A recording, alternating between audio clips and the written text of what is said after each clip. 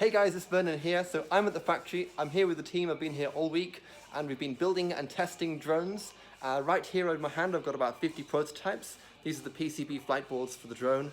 This includes the pressure sensor, the altitude hold and the sensors for flying the drone. The flying is going really well now. Testing is going well, flying is good. We're going to continue developing more prototypes and doing more test production runs. So we're going to carry on that until it's ready for mass production. So keep an eye out, stay tuned, and we'll keep you posted on how it's going. Thank you very much for your support.